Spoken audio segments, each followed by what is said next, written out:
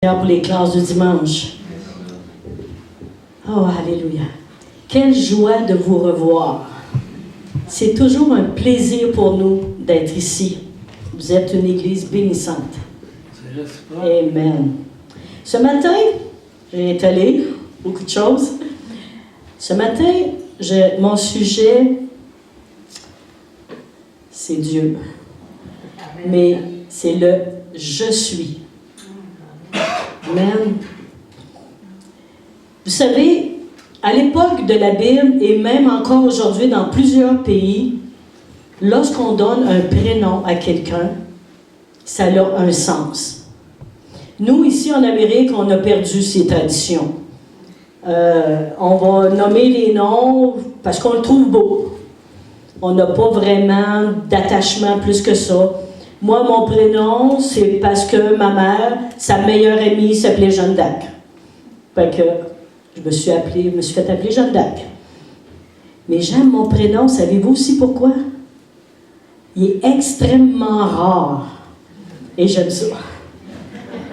Mais du temps de la Bible, les noms avaient une grande signification. On n'appelait pas ça n'importe comment. Ça pouvait être face à un événement, face à comment les parents ressentaient l'avenir de cet enfant. Il y avait quelque chose de précieux dans le nom. Et dans le « je suis » de Dieu, il y a quelque chose de précieux. Ça dit dans Exode 3, 14, Dieu dit à Moïse, « Je suis celui qui suis. » Et il ajouta, « C'est ainsi que tu répondras aux enfants d'Israël, celui qui s'appelle « Je suis » m'a envoyé vers vous. » Moi, petite américaine, canadienne, québécoise, « Je suis » c'est un verbe. Je suis Jeanne d'Arc. Je suis l'épouse de... Mais c'est plus profond que ça. Ça a un sens intime. Ça a un sens qui exprime le caractère, l'identité, la volonté, les actes de Dieu. Je suis quelque chose. Je suis ce que tu as besoin. Je suis ce que je suis. Et ça a le sens... Dit d'une autre manière, je vais vous le dire, je suis et je reste ce que je suis. Toujours fidèle à moi-même et à mes promesses. Lorsqu'il dit justement dans le verset, je suis celui qui est, qui suis, ça dit ça, je suis et je reste le je suis. Il n'y a pas autre chose possible d'être le je suis avec Dieu. Et vous savez, partout dans la Bible, on va voir des prénoms, des noms pour que nous, ça nous dit absolument rien, des noms souvent pas prononçables. Mais pour eux, c'était vraiment quelque chose, parce que toute personne dans la Bible son nom avait un sens. Mais il y a des prénoms que j'aurais pas aimé me faire appeler comme ça. Par exemple, celui-là, on ne l'a pas au tableau. C'est dans 1 Samuel 4, quand à un moment donné, il y a eu une guerre et l'arche de l'Alliance a été pris par l'ennemi, la femme d'un Lévite a accouché et elle appela son enfant Ichabod. Bon, moi, Ichabod, c'est un nom comme n'importe lequel, mais ça veut dire « la gloire est bannie ». Ça veut dire « privé de la gloire ». De Dieu. Alors, ce jeune homme-là, bébé, peut-être pas trop pire, mais à chaque fois que quelqu'un l'appelait, « Hey, Ichabod », ça voulait dire « La gloire a été bannie d'Israël ». Quelle lourdeur pour cet enfant de porter ce nom-là. Heureusement, Dieu, c'est pas ça qu'il porte comme nom. Mais je veux vous montrer à quel point c'était important pour eux de donner un sens à un nom, même si c'était négatif. Et même pour nous aujourd'hui, on a deux prénoms qui ont été pris dans la Bible pour qualifier des gens. Par exemple, Judas qui a trahi Jésus. Qu'est-ce qu'on dit aujourd'hui à quelqu'un qui n'est pas trop honnête? C'est un vrai Judas. Fait que faire appeler notre enfant Judas, ce serait peut-être pas agréable. Et il y a aussi Thomas. Thomas qui a douté. Et à chaque fois que quelqu'un doute, on dit « un vrai Thomas ». Pauvre Thomas puis pauvre Judas. Et si vous regardez, quand vous lisez dans votre Bible, puis vous faites attention au prénom de Judas, c'est pas agréable, hein? C'est dit tout le temps « Judas, celui qui a trahi Jésus ». Ça fait vraiment pas plaisant d'avoir dans ton histoire que partout dans le monde, quelqu'un sait que Judas a trahi Jésus. Puis pourtant, Pierre, il l'a trahi aussi, hein? Mais c'est pas la même manière, puis ça, mais c'est pas le sujet d'aujourd'hui. Si un jour je reviens, peut-être ce sera mon prochain sujet. Il y a aussi dans les actes, dans les talents, dans le métier, par exemple, monsieur ou madame, c'est un avocat, c'est un médecin. Ah, cette personne-là est serviable au bout. Tu sais, on va penser à quelqu'un et tout de suite, on va l'associer à quelque chose. Même si pour nous, les prénoms ne veulent plus rien dire, là. Mais si je parle de Luc, puis disons qu'ici, quelqu'un de l'Assemblée veut présenter Luc, vous allez dire, c'est notre pasteur. Fait que déjà, il y a une qualification. Ah, il est pasteur. Puis là, la plupart du monde vont dire, c'est quoi un pasteur? Ensuite, vous pouvez aller dans les qualités. Fait que le prénom, maintenant, est relié beaucoup à ce qu'on voit, ce qu'on sait d'une personne. Mais revenons maintenant avec le « Je suis de Dieu » pour vous montrer où je m'en vais tranquillement. Pourquoi que les noms de Dieu sont importants? Deux autres versets qui ne seront pas affichés. Je m'excuse, mais je les ai mis par après. Dans Proverbe 30, le verset 9, lorsque on parle de ne pas être d'être dans l'abondance et tout ça, vous allez voir. De peur que dans l'abondance, je te renie et ne dise qui est l'Éternel, ou que dans la pauvreté, je ne dérobe, et ne m'attaque au nom de Dieu. Lorsqu'il nous arrive une situation, comme là, par exemple, lui, par la pauvreté, il s'en va dérober, on associe ça au nom de Dieu.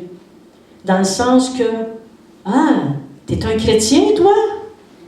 Tu sais? On va associer, puis on va comme diminuer le nom de Dieu. On va en faire un sujet où les gens vont commencer à pas vraiment être proches de Dieu. Parce qu'ils nous associent, ils associent notre attitude à Dieu comme tel. Un peu comme un parent. Lorsque, par exemple, un enfant tombe dans des mauvaises voies, ils vont dire « Hey, mais c'est l'enfant d'un tel. » Ça retombe sur la personne. Et dans celui que j'aime le plus, dans Acte 3,16, qui n'est pas non plus dans ma liste, il dit « C'est par la foi en son nom que son nom a raffermi celui que vous voyez et connaissez.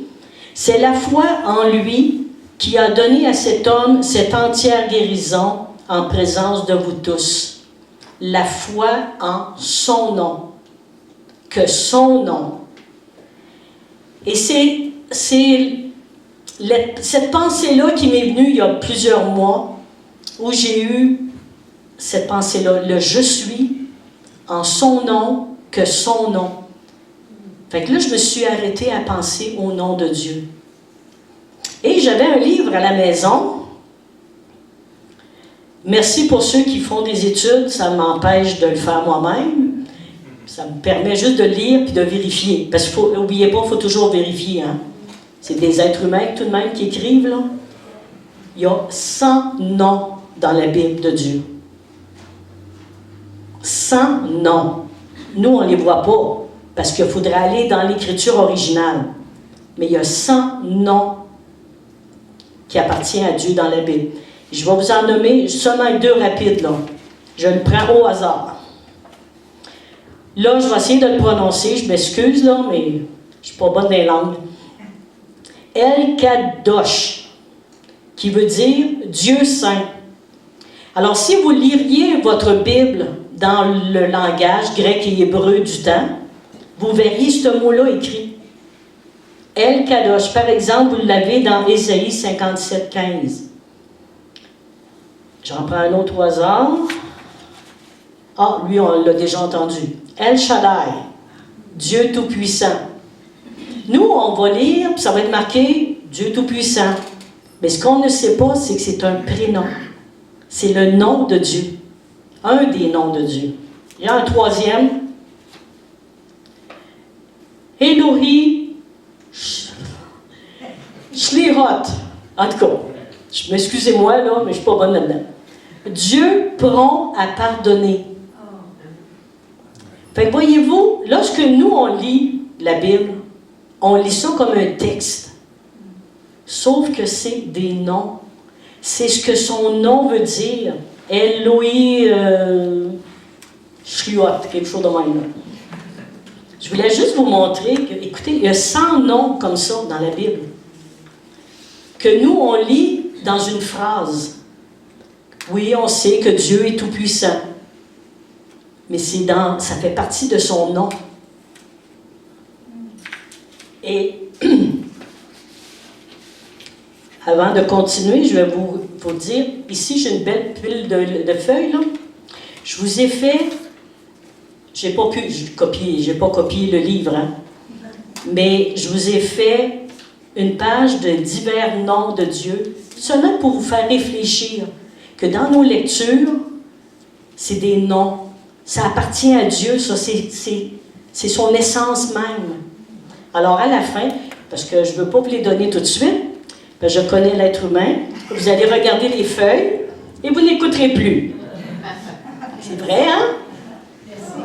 Mm-hmm. Mais à la fin, n'oubliez pas, là, il y a au moins une feuille pour chaque personne. Mais là, présentement, où je veux aller aussi, dans toutes mes réflexions sur les noms de Dieu, je veux aller aussi dans l'œuvre de Jésus-Christ sur la terre. Et ça a été depuis X années, comme Luc il disait, 40 ans et plus. Alors que j'étais dans les classes du dimanche, c'était un de mes sujets préférés. Et on va aller commencer à regarder le caractère, le nom de Jésus à travers le tabernacle de Moïse dans le désert.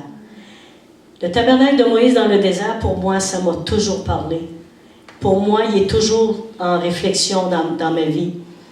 Et je vais vous le présenter, mais dans l'extrême résumé, parce que sinon, on en a pour 2-3 jours si je voudrais l'emporter en détail. Le premier verset que je vais vous emporter, c'est parce que j'ai plusieurs versets. Deutéronome 12, 11. Alors il y aura un lieu que l'Éternel, votre Dieu, choisira pour y faire résider son nom. C'est là que vous présenterez tout ce que je vous ordonne, vos holocaustes, vos sacrifices, vos dîmes, vos prémices et les offrandes choisies que vous ferez à l'Éternel pour accomplir vos vœux. C'est un endroit où son nom réside. Pas résiste, mais réside. Excusez. Donc, dans le tabernacle, il y a quelque chose à apprendre là-dedans. Et même quand Dieu a donné à Moïse toute la description du tabernacle, et ça c'est des chapitres et des chapitres dans la Bible, c'est nombreux. Dieu a dit à Moïse, tu vas le faire selon le modèle que je vais te montrer. Il y a un tabernacle céleste qui existe. Et Moïse a dû le faire à cette image-là. Il n'a pas fait ça au hasard. Tout est décrit avec précision. Et tout ça représente Jésus-Christ sur la terre. Il représente qui il est, son œuvre. Ça représente toute sa valeur. Alors, on va aller tranquillement regarder ça. Première image, s'il te plaît.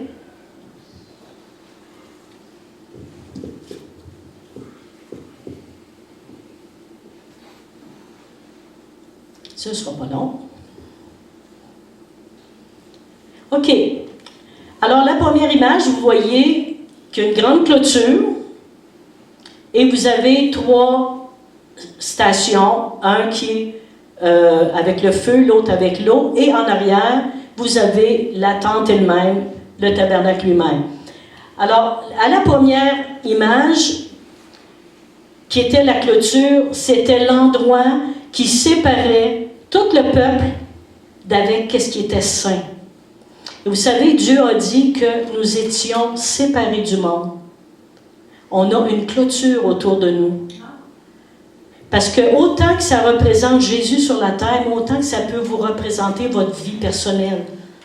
Et là, il faudrait aller dans beaucoup de détails, fait que j'essaie de le faire le plus résumé possible. Et là, vous voyez juste en avant, un endroit où il y a pas de blanc, là, entre 2 poteaux. C'était là qu'il y avait un voile où les gens c'était le seul endroit où tu pouvais entrer à l'intérieur. Qui est la première partie, c'est ce qu'on appelle le parvis. À l'intérieur, plus tard, on va voir le lieu saint et le lieu très saint. OK? Alors, regardez cette image-là en tête, parce que là, on va aller à d'autres versets. Le prochain verset, c'est le verset qui parle de la porte.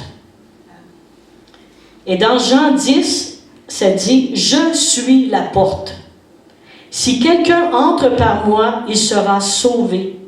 Il entrera et il sortira et il trouvera des pâturages. » Jésus a dit « Je suis la porte. » Un « Je suis » de Jésus. Ça dit que celui qui entre autrement, c'est un voleur. Il vient pour dérober. Et vous savez que l'ennemi essaie toujours de rentrer pour dérober, pour détruire. Mais c'est Jésus qui est la porte. « Je suis la porte », dit Jésus. Alors, si on regarde ça, c'est comme Jésus lui-même est en train de s'identifier comme étant la porte. Tu sais, c'est pas seulement un voile que là, les sacrificateurs pouvaient entrer pour commencer à faire le sacrifice. Tu rentres par Jésus. Je suis la porte. Toujours avec... en gardant votre image en tête, il y avait la première section où vous voyez le feu qu'il y avait. C'est l'autel des holocaustes. Et vous savez que Jésus-Christ est notre sacrifice. C'est lui qui est l'agneau immolé. C'est lui qui a payé pour nous. Et c'est à cet endroit-là que le souverain, pas le souverain, mais le sacrificateur lui-même offrait l'animal que les gens avaient apporté. Puis là, il y a panoplie de raisons. Là, il n'y avait pas seulement pour le péché, mais ça avait aussi pour des actions de grâce. Il y avait pour les vœux. Il y avait, en tout cas, ils en ont tué les animaux. Merci Seigneur qu'on n'est plus sous cette loi-là. Parce que pauvre Luc, tu aurais beaucoup d'animaux à tuer régulièrement. Parce qu'il n'y avait que le sacrificateur qui avait le droit de le faire. Fait que, non, c'était pas facile, hein? Mais ça démontrait tout de même le sérieux de la chose. Et dans 2 Corinthiens 5, 21, « Celui qui n'a point connu le péché, il l'a fait devenir péché pour nous, afin que nous devenions en lui justice de Dieu. » C'est Jésus qui est notre justice. C'est Jésus qui est notre agneau immolé. Alors déjà là, moi là, à chaque fois que je pense à ma vie, comment je dois marcher, je passe par la porte, je passe par l'autel des sacrifices, l'autel des holocaustes, pour réaliser, oui, c'est vrai, Jésus, tu es mort pour moi. Tu es celui qui a tout payé pour moi. Et si vous êtes comme moi, bien, il a payé souvent. Heureusement qu'il n'est pas mort à chaque fois, là, mais tu sais, on est sur la terre, là. On n'est pas encore parfait. Alors, merci pour l'autel des holocaustes que Jésus a accompli pour nous. Sinon, il faudra encore venir avec un animal. Puis aujourd'hui, avec la cruauté animale, on aurait de la misère. L'autre section qui avait un petit peu plus loin, c'était comme une cuve. Et ce qui s'appelle la cuve des reins. La cuve des reins en elle-même, c'est la seule étape où il n'y a aucune mesure, aucune dimension de la cuve elle-même. Tout ce qu'on sait, c'est comment elle a été fabriquée et qu'il y avait de l'eau pour se laver. Et j'ai vu dans un commentaire où la personne disait « Pourquoi que dans la cuve elle-même n'a pas de mesure dans la Bible? C'est que Dieu n'a aucune mesure limite pour que nous laver, pour nous justifier. Il n'y a aucune limite. » C'est un commentaire, mais je l'ai aimé. Okay? Parce que si un jour vous lisez toute la description du tabernacle, vous allez voir que la cuve des reins n'a aucune mesure et c'est la seule. Les autres, c'est en détail. Alors, dans 1 Corinthiens, le chapitre 6, verset 11, « Mais vous avez été lavés, mais vous avez été sanctifiés, mais vous avez été justifiés au nom du Seigneur Jésus-Christ et par l'Esprit de notre Dieu. » On a été lavés, purifiés par Jésus. Et vous savez, on prend souvent comme exemple quand Jésus a lavé les pieds de ses disciples, qui était un acte le plus humiliant possible. Ceux qui lavaient les pieds des gens quand ils devaient entrer, parce que vous savez que dans le temps, il n'y avait pas les chemins, il n'y avait pas non plus des bons souliers, il y avait les pieds sales. Et la personne qui devait laver les pieds, c'était le serviteur des serviteurs. C'était le plus bas degré de service. Et Jésus, qui était le maître, a lavé les pieds de ses disciples et de Judas. Et il savait que Judas allait le trahir. Il savait que Pierre allait le renier. Il savait que tous les disciples allaient l'abandonner. Il a lavé les pieds. Est-ce que, ma petite parenthèse, est-ce que nous lavons les pieds de nos frères et de nos sœurs? Réflexion. Mais c'est au nom du Seigneur Jésus-Christ qu'à la cuve, on lave, on se lave. Et le sacrificateur qui avait fait le sacrifice, je ne sais pas si vous avez déjà vu quelqu'un tuer un animal, ça salit. Du sang, il y en a. Alors, il devait, avant d'entrer dans l'autre section, qui est dans la tente en elle-même, il devait se laver. Parce qu'il n'y avait rien d'impur qui pouvait entrer là. Dans le parvis, c'était le côté sacrifice, se laver et tout ça. Mais de l'autre côté, là, c'est de plus en plus sérieux. Et de l'autre côté aussi, dans notre vie, c'est de plus en plus sérieux. Parce que vous savez, notre vie est à cet exemple-là aussi. Sur cette tente-là, sur le tabernacle lui-même, il était recouvert de tapis. 4 gros tapis faits en sections, de 5 tapis reliés, en tout cas, tout est décrit là, dans la Bible. Et c'était couvert d'un bout à l'autre. comme si on recouvrirait toute la maison, mais pas de fenêtre, là. Il n'y a aucune ouverture qu'un rideau pour entrer. Rien de l'extérieur pouvait entrer là. Et ça m'a toujours frappé. Parce que tout était noir là-dedans.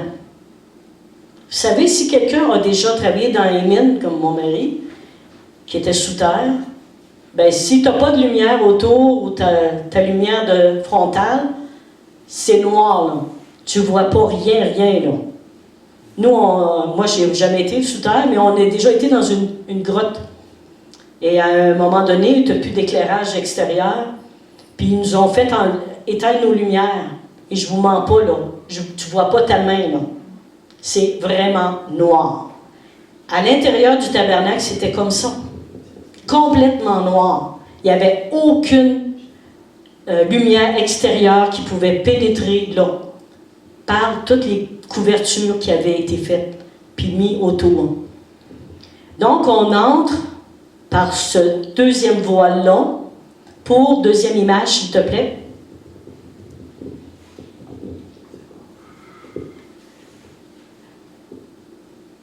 Et à l'intérieur, on va voir les séparations. OK. Alors, vous voyez comme deux sections. La première qui est vers moi, c'est le lieu saint. Et à l'autre côté, vers ma gauche, vers votre gauche aussi, c'est le lieu très saint. Et dans le lieu saint, vous avez le grand chandelier. Au fond, vous avez la table qui a les pains. Devant le prêtre qui est là, c'est l'autel des parfums. Et en arrière du voile, le dernier voile, c'est l'arche elle-même de l'Alliance. Alors, quand tout à l'heure, je parlais de l'arche qui avait été prise par l'ennemi, c'est qu'on emportait cette arche-là à la guerre parce que c'était la présence de Dieu. Alors, c'est la section qu'on appelle le lieu saint et le lieu très saint. Donc, on entre par un premier voile et au fond, on voit le troisième voile. Ça va? On retourne au verset. Le chandelier. Donc, je vous ai dit tout à l'heure, à l'intérieur, aucune lumière extérieure vient. Il n'y a que le chandelier qui éclaire. Mais c'est un gros chandelier, il a 7 branches, et régulièrement, il était nettoyé, alimenté d'huile, il ne s'éteignait jamais. OK? Mais c'était la seule lumière qu'il y avait à l'intérieur. Et dans Jean 8, verset 12, ça dit, Jésus leur parla de nouveau et dit, « Je suis la lumière du monde. Celui qui me suit ne marchera pas dans les ténèbres, mais il aura la lumière de la vie. » Et dans Jean 1, 9, cette lumière était la véritable lumière qui, en venant dans le monde, éclaire tout homme. Jésus est notre lumière. Et tout à l'heure, je vous ai dit qu'il faut aussi prendre ce tabernacle-là comme étant notre vie à nous, hein, parce que nous aussi, on est la lumière du monde. Nous aussi, on doit marcher dans cette lumière. Et si le chandelier, puis vous savez que, oui, Jésus est la lumière, mais vous savez aussi qu'il est alimenté de l'huile. Et l'huile a été toujours représentée par le Saint-Esprit. Si c'est la seule lumière intérieure, ça veut dire que c'est la seule lumière qui doit nous éclairer. Pas la lumière du monde, pas la pensée du monde, pas tout ce qu'il y a autour dans le monde. On vit dans le monde, mais on ne doit pas vivre comme le monde. On doit recevoir la lumière de Dieu. On doit recevoir cette essence même-là de Jésus-Christ, du Saint-Esprit qui est avec l'Esprit qui est la source de toutes nos pensées, de toutes nos actions. L'Esprit nous oint de sa présence. C'est lui qui nous alimente.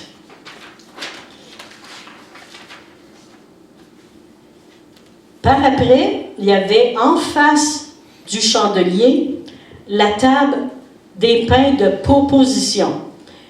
C'était à l'image de nous qu'on pourrait dire de notre Bible. C'est notre lecture, parce que c'était la nourriture des sacrificateurs, ces pains-là. Puis il y avait toute l'histoire avec les sacrifices aussi, là. Mais ces pains-là, régulièrement, étaient changés, étaient remis à tous les jours des pains différents. On doit se nourrir de la parole à tous les jours. OK, il y en a qui allaient me dire « Ah, mais j'ai pas grand temps. » Ben, lisez-en un petit peu. Mais nourrissez-vous de la parole. C'est notre nourriture. Et cette parole-là est éclairée par le chandelier, pas par ma pensée à moi. Il y a des gens qui vont lire dans la Bible, qui vont fouiller dans la Bible pour que la Bible approuve leur manière de penser ou de vivre. Parce qu'on peut tout trouver dans la Bible si on veut, hein? Mais on peut tout trouver pour la difformer aussi. Quand vous lisez votre Bible, faites attention de ne pas la réfléchir avec votre pensée personnelle. Éclairée par le chandelier.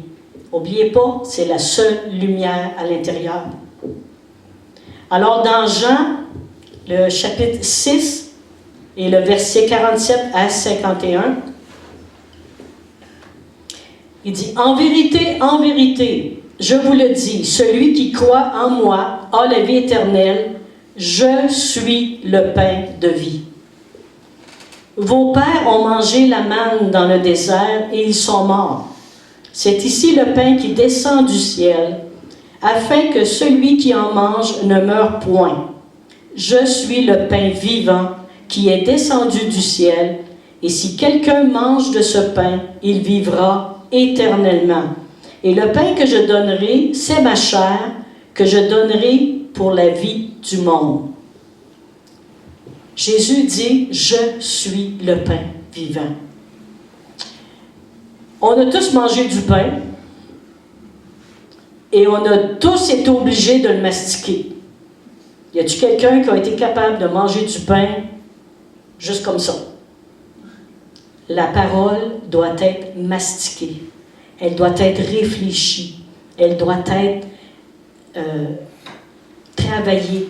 On doit se nourrir de la parole. Donc, on ne doit pas seulement lire un passage. « OK, en vérité, je vous le dis. OK, celui qui croit en moi. Bon, OK, oui, c'est beau. Ouais, c'est fini. J'ai lu mon passage. Je suis bien. Oh oui, pasteur, j'ai lu ma Bible cette semaine. Ouais, tu as lu quoi? Je ne m'en rappelle plus. OK. Est-ce que ça t'a fait du bien? Bon, oui. Oui, ça t'a fait quoi? Ben, j'ai lu. J'ai au moins lu dans ma Bible, je suis content. Ah, OK. Donc, ça doit te nourrir. Donc, on doit le prendre. Et je vous dis, là, c'est pas nécessaire de lire comme on nous disait quand on était jeunes chrétiens. 3 chapitres par jour, puis tu vas lire ta Bible en 1 an. Moi, je disais 3 lignes par jour, j'en ai assez. Aujourd'hui, je lis beaucoup plus. Mais au début, là, j'étais contente d'avoir lu mon petit bout de chapitre. Parce que pour moi, c'était pénible. Ceux qui étaient là, peut-être la dernière fois, je l'ai partagé. La lecture, pour moi, c'est très pénible. Mais aujourd'hui, ça va très bien. Je souffre de dyslexie. Fait que mes mots se mélangent. Puis des fois, ça n'a plus de sens. Mais ça l'a provoqué quoi? J'ai été obligée de méditer ma parole. Parce qu'il fallait que je la relise 2-3 fois. Et m'arrêter à ce que je lisais. Et vu que je suis obligée de lire très lentement, parce que si j'essaie d'aller vite, ça recommence à se mélanger, ben, je pense aux mots que je lis. Alors, faites-le. Ne lisez pas votre Bible simplement pour vous satisfaire d'avoir fait un devoir chrétien. C'est une nourriture. Amen. Et on continue notre cheminement. Alors là, on a notre chandelier, nourri par l'huile. On a notre pain, qui était éclairé par l'huile et le chandelier. On arrive à l'autel des parfums. L'autel des parfums, elle est à l'exemple de toutes les prières des saints. Elle est à l'exemple d'une offrande qu'on fait à Dieu, les actions de grâce et tout ça. Mais à l'image de Jésus, ça dit dans Hébreux 7, 25,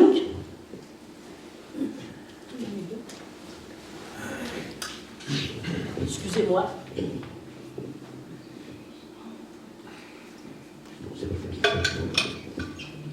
On a eu la fameuse COVID, là, un temps, là, puis ça m'a resté dans la gorge encore. On n'est pas contagieux, hein? On ne serait pas venu. À l'autel des parfums, ça dit dans Hébreux 7, verset 25, « C'est ainsi, pour cela, qu'il peut sauver parfaitement ceux qui s'approchent de Dieu par lui, étant toujours vivant pour intercéder en leur faveur. » À l'autel des parfums, Jésus est notre intercesseur. S'il y en a qui ne savent pas c'est quoi être un intercesseur, c'est celui qui est entre deux personnes. Donc, Jésus est entre moi et Dieu le Père. Et là, il dit, non, elle m'a accepté dans sa vie. OK, peut-être que ce n'est pas encore parfait, mais elle marche de jour en jour vers la perfection. Il intercède pour moi. Alors il dit, oui, Père, tu peux écouter sa prière. Oui, Père, tu peux être là pour l'aider. Parce que moi, j'ai payé pour elle. Moi, j'ai payé pour lui. Et en surplus, ça dit dans la parole qu'il est mon avocat. Oh, wow! Le meilleur avocat de la terre. Lui, il a connaît la loi, il a tout accompli. Et là, il dit, non, c'est moi qui ai payé pour elle, c'est moi qui ai payé pour lui. Il est là, à l'autel des parfums, devant son Père, et son Père voit son Fils avant de nous voir, qui dit, c'est vrai mon Fils. Tu as fait tout ce cheminement-là. Oui, tu es la porte. Oui, tu es l'autel des holocaustes. Oui, c'est toi qui laves. Oui, c'est toi qui est le voile aussi pour aller dans le lieu saint. Oui, c'est toi qui l'éclaire. Oui, c'est toi qui es sa nourriture. Et oui, c'est toi qui fais monter les parfums vers son Père. Jésus est tout. Et là, on arrive au troisième voile. Wow! Une seule fois par année, une seule personne pouvait y aller. Le souverain sacrificateur. Et lorsque Jésus est mort sur la croix, juste aux dernières paroles, qu'il a dit, tout est accompli. Le voile, ce voile-là, a déchiré, sauf que ça prend la main de Dieu pour le faire. Parce que c'était un voile extrêmement épais, très haut. J'ai plus les mesures en mémoire, mais c'était énorme. Il n'y a pas un être humain qui aurait pu le déchirer. Pas un être humain. C'est du haut vers le bas. Du haut vers le bas? OK, bien merci. Ça aurait été difficile autrement, en tout cas. Fait que du haut vers le bas. De toute façon, il n'était pas déchirable. Il était même suspendu par des crochets. En tout cas, c'est quelque chose. Et ce voile-là, il était brodé de chérubins. Et vous savez, les chérubins, c'est des chérubins protecteurs, des anges protecteurs. Des anges qui, par exemple, vont être devant le jardin d'Éden afin que Adam et Ève ne retournent pas. C'est l'ange qui a l'épée flamboyante qui empêche d'aller plus loin, comme pour Balaam quand il allait pour aller maudire le peuple d'Israël. Les chérubins, c'est des anges qui t'empêchent d'aller trop loin si tu n'es pas en règle pour aller dans la présence de Dieu. Et c'est le pourquoi que j'ai toujours aimé le tabernacle. C'est que pour moi, aller dans la présence de Dieu me demande toutes ces réflexions-là, d'attitude, de comment comprendre à quel point Jésus a tout fait pour que moi, aujourd'hui, je peux aller 24 heures sur 24, 7 jours sur 7, pendant toute l'année, n'importe quand, dans la présence de Dieu. Et c'est pour ça que pour moi, l'image du tabernacle est toujours dans ma pensée. Pour moi, c'est précieux de voir comment Jésus m'a permis d'entrer dans la présence de Dieu. Ce matin, on est venu louer le Seigneur. Comment on arrive dans la présence de Dieu pour venir le louer? Est-ce qu'on arrive, puis oui, ça va être le fun, on va se voir, on a une belle réunion, puis on rentre, puis on sort, puis il ne se passe rien. Ou si on arrive et on rentre en réalisant, c'est vrai Jésus, si je peux aller dans ta présence, c'est parce que tu as tout accompli. Parce que le souverain sacrificateur qui arrivait dans la présence de Dieu comme ça, mal préparé, qui avait oublié quelque chose ou qui l'avait mal fait, il mourrait là, direct. Alors, le souverain sacrificateur avait dans tout son costume, dans le bas d'une de ses robes, il y avait des clochettes. Et quand il faisait le service devant Dieu, on entendait les clochettes à cause du mouvement des pas. Et ça pouvait dire aux gens à l'extérieur, « OK, il n'est pas mort, tout va bien. » Mais s'ils n'entendaient plus rien, le souverain sacrificateur avait à la cheville une corde qui allait de l'autre côté du voile, parce que s'ils n'entendaient plus rien, ils ont dit « Ça y est, il est mort. » Alors ils pouvaient le tirer en dehors du voile. Puis là, s'il n'était pas mort, ben là, réveille-toi, là, parce qu'il faut que tu bouges. Parce que c'était le sérieux d'entrer dans la présence de Dieu. On n'entre pas dans la présence de Dieu n'importe comment. Parce que le nom de Dieu est saint. La présence de Dieu, c'est saint. Le « je suis », il est puissant. Il est glorieux. C'est quelque chose qu'on ne fait pas à la légère. Et là, ça ne veut pas dire là, que vous devez ramper à terre. Là. Ça veut dire de quelle attitude vous avez de cœur. La présence de Dieu, c'est glorieux. Et quand tout est bien fait, la présence de Dieu arrivait et souvent, l'Éternel parlait pour son peuple. Donnait son approbation. Il y avait quelque chose. Quand on arrive dans la présence de Dieu, c'est sérieux. Alors, on retourne à un verset, Hébreux 9, versets 6 à 8. Or, ces choses étant ainsi disposées, toutes les étapes que je vous ai décrites, les sacrificateurs qui font le service entrent en tout temps dans la première partie du tabernacle, là où il y a le chandelier, la table des pains, tout ça. Et dans la seconde, le souverain sacrificateur seul entre une fois par an, non sans y porter du sang qu'il offre pour lui-même et pour les péchés du peuple. Le Saint-Esprit montrait par là que le chemin du lieu très saint n'était pas encore ouvert tant que le premier tabernacle subsistait. Ce qui veut dire quoi? Il n'y en a plus de tabernacle terrestre. Il est fini. Ceux qui pensent là que le tabernacle existe encore, non, ça est marqué dans la Bible, tant que le premier tabernacle subsistait. Pourquoi? Parce que c'est Jésus qui a tout accompli. On n'a pas à tout recommencer encore, cette histoire-là. La seule chose qu'on doit faire, c'est réfléchir à ce que ça nous a apporté. Réfléchir à ce que lui a accompli comme tel.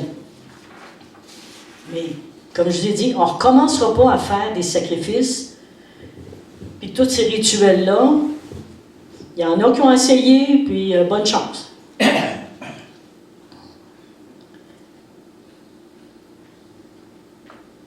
OK, j'avais écrit ma note que j'ai dit tout à l'heure, que tout était, au moment où que tout était accompli, le voile a été déchiré. Donc, à partir d'aujourd'hui, nous qui sommes maintenant des sacrificateurs pour l'Éternel, qu'on n'aurait pas le droit d'entrer dans le lieu très saint, parce que le souverain sacrificateur qui entre, et c'est Jésus lui-même, le souverain sacrificateur. Et vu que Jésus ne meurt pas, il ne peut pas être échangé. Nous, on n'est que des sacrificateurs, on est au service de Dieu. Mais on peut entrer parce que le voile a été déchiré.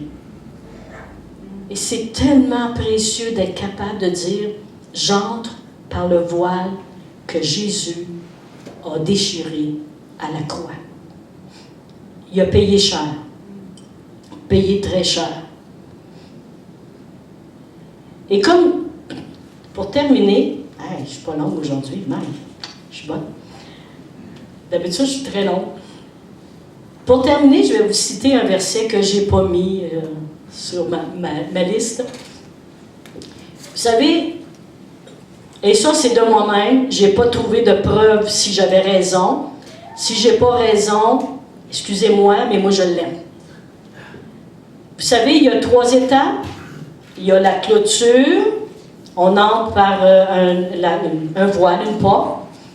Il y a l'autre étape qu'on entre dans le lieu très saint, dans le lieu saint, et la 3e étape dans le lieu très saint. Et ce qui m'a toujours parlé à un moment donné dans une de mes réflexions, c'est dans Jean 14, 6. Jésus lui dit, « Je suis le chemin, la vérité et la vie. » Et 3 voiles. Je suis le chemin. J'entre pour offrir mon sacrifice. Je me mets sur l'autel des sacrifices. Je me lave parce que Jésus me lave dans ma cuve. Je passe par le premier voile. Je suis le chemin. Jésus est notre chemin, notre sacrifice. Et lui qui nous sanctifie. Je suis la vérité, le 2e voile. La vérité éclairée par le chandelier, la parole qui me nourrit, la prière qui m'élève vers le Seigneur, vers des actions de grâce. Je suis la vérité et la vie. J'entre dans la présence de Dieu, la vie. C'est ma réflexion que j'ai eue de ce verset-là, à travers mon adoration, excusez le mot là, mais mon adoration du tabernacle. Je suis le chemin. J'entre. Jésus est mon chemin parce qu'il est ce chemin-là qui m'a conduit à la sainteté. Il est la vérité parce que la parole, l'esprit, la lumière, c'est ma vérité. Et je suis la vie parce que je suis dans la présence de Dieu. Le je suis de Dieu. Le je suis de Jésus. Le je suis du Saint-Esprit. C'est notre vie. Amen. Alors, comme je vous ai dit, j'ai fait des feuilles que vous pourrez avoir. Et je n'ai pas tout écrit. Comme ça, vous aurez un petit travail à faire. Je l'ai mis en 3 colonnes. La première colonne, c'est le nom hébreu ou grec, selon si c'est dans le Nouveau ou l'Ancien Testament. Dans le milieu, c'est le nom dans notre français. Et dans l'autre colonne, qui est plus à droite, c'est la référence, une des références, mais j'en ai pas, je ne les ai pas tous mis, une référence qui vous donne le texte qui va avec ce nom-là. Et si ça vous plaît, prenez cette feuille-là et simplement lire le verset et réaliser, c'est un nom de Dieu qui parle là-dedans. c'est quelque chose qui nous amène à réfléchir sur tout ce que Dieu est dans notre vie. Il y a tellement de leçons à retenir lorsqu'on commence à lire notre Bible en pensant « Hey, ça parle de Dieu là-dedans. Ça parle de qu'est-ce que Jésus a fait. Ça parle de qu'est-ce qu'il veut faire dans notre vie. » Amen. Alors, c'est le message que je voulais vous emporter ce matin. J'espère que vous n'avez pas trouvé ça trop technique de réfléchir. Tu sais, ben, des fois, moi, j'entends mon mari et tout ça, c'est plus des messages de cœur, qui touchent les émotions. Moi, je suis toujours quelqu'un qui fait plus de la réflexion. Alors, si ça vous intéresse, je ne sais pas qui peut avoir les feuilles puis les données. Je suis sûre que j'en ai assez pour tout le monde et même pour ceux qui seraient peut-être absents. Tu es grand et élevé, bien au-dessus des cieux. Rien ni personne jamais n'a pu pénétrer. Le souffle brûle en l'atmosphère du plus inaccessible lieu. La présence du Père et du Fils bien-aimé. Baigné de lumière, tout de gloire environné, règne l'amour auquel je suis invité. Comme il est saint,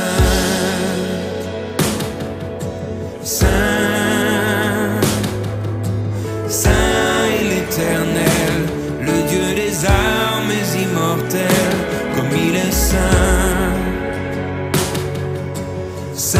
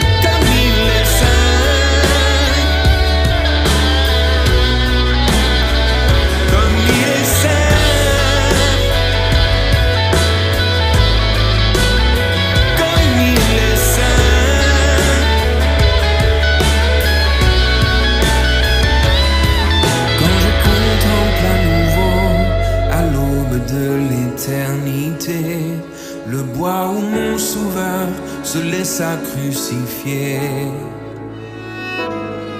Quand je vois les mains, les pieds que mon cœur pécheur a cloué, c'en est plus que mon âme ne peut supporter. Grâce incomparable, ton amour me terrifie. Toi le Dieu fait homme qui pardonne et qui prie.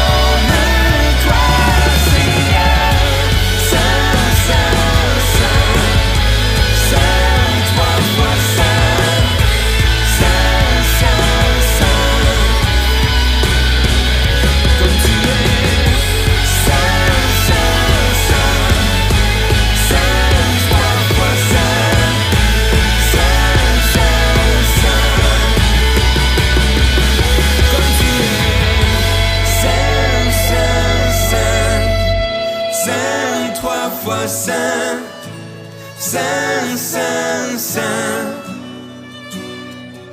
comme tu es, Saint, Saint, Saint, Saint, trois fois Saint, Saint, Saint, Saint, ô Seigneur, comme tu es, Saint, Saint, Saint, Saint, trois fois Saint, Saint, Saint.